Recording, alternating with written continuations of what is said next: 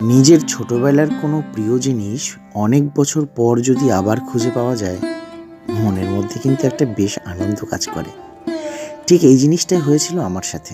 বেশ কয়েকদিন আগে ছোটবেলায় পুজো করার একটা সরস্বতী ঠাকুর হঠাৎ করে খুঁজে পাই। তো ব্যাপারটা ছিল এমন, এই যে সরস্বতী ঠাকুরটা এখন দেখতে পাচ্ছ, এই সরস্বতী ঠাকুরকে আমি কিনেছিলাম তখন আমি অনেক ছোট ছিলাম, 3 বছর কি 4 বছর বয়স হবে। তো সেই সরস্বতী ঠাকুরটা আমরা মা আর কিনে এনেছিলাম মাত্র 15 টাকা দিয়ে, চড়কের মেলার থেকে। এটা বেশ মনে আছে। তো সেই ঠাকুরটাকে আমরা পুজো করতাম। তো বেশ কয়েক বছর আগে থেকে সেটা আর হয়নি, তো তুলে রাখা হয়েছিল, কিন্তু তারপর যে সে কোথায় ছিল আমরা কেউ জানতাম না। হঠাৎ করেই কয়েকদিন আগে আমি খুঁজে পেলাম, কিন্তু অবস্থা দেখলাম একদমই খারাপ। ধুলো ময়লা পড়ে গেছে, উপরটা ভেঙে গেছে, নাক ভেঙে গেছে, হাত ভেঙে গেছে। তো ভাবলাম কিছু একটা করি, অন্তত একটু কালার করি, না হলে খুব খারাপ লাগছে। তো সেটাকে পরিষ্কার করে ভাঙা জায়গাগুলো ভালো করে মোল্ডিং দিয়ে কিন্তু এগুলো আমি ঠিক করে নিচ্ছি।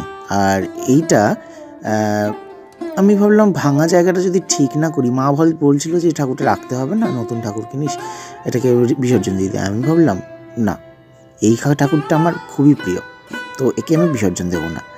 তো আমি ওইটা দিয়ে ভালো করে মাথাটা ঠিক করে দিলাম, আর পেন দিয়ে কিন্তু সেই সেম ডিজাইন মতো করার একটা চেষ্টা করলাম। দেখে কিন্তু মনেই হচ্ছে না যে এটা একসময় ভাঙা ছিল।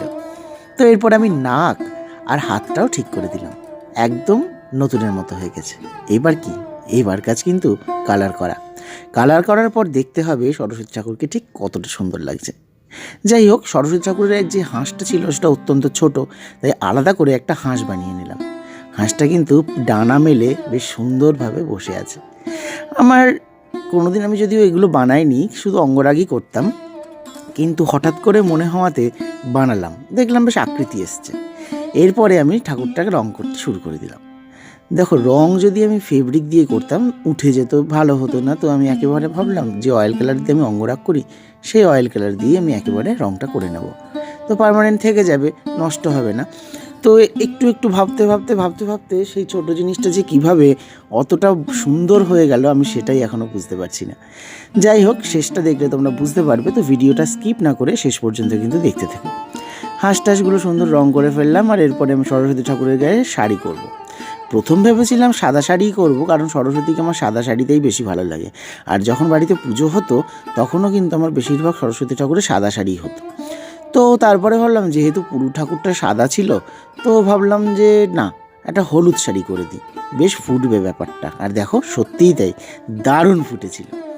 কিন্তু তারপরে মনে হতে লাগলো আরেকটু রং করি, না হলে মাথার পিছনে পদ্মগুলো ভালো লাগছে না।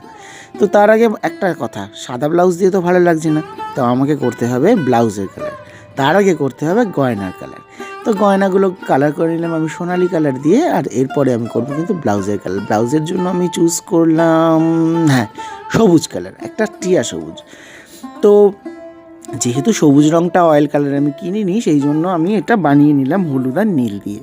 পরিমাণ মতো মেশালে ডিপ বা হালকা রঙ তোমরা বানিয়ে নিতে পারবে। তো এইভাবে আমি সবুজ কালারটা ব্লাউজে করে নিলাম, আর শাড়ির একটা সুন্দর পা রেখে দিলাম। এরপরে আমি কিন্তু করব পদ্ম ফুলের কালারটা, মানে পদ্ম ফুলে যেটা বসে আছে প্লাস যে পদ্ম ফুলটা পিছনে আছে অ্যাজ এ চালি।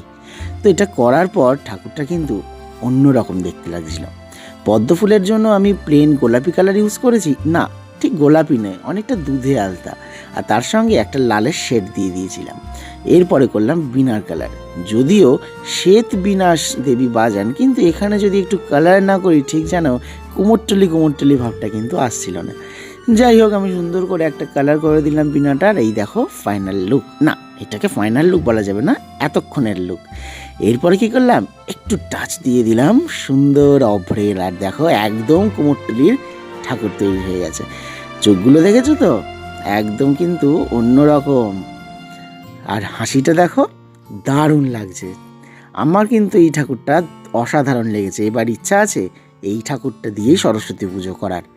তো পুরনোকে নতুনভাবে ফিরিয়ে আনার এই গল্প তোমাদের কেমন লাগলো আমাকে কিন্তু অবশ্যই জানিও কমেন্টে। টাটা।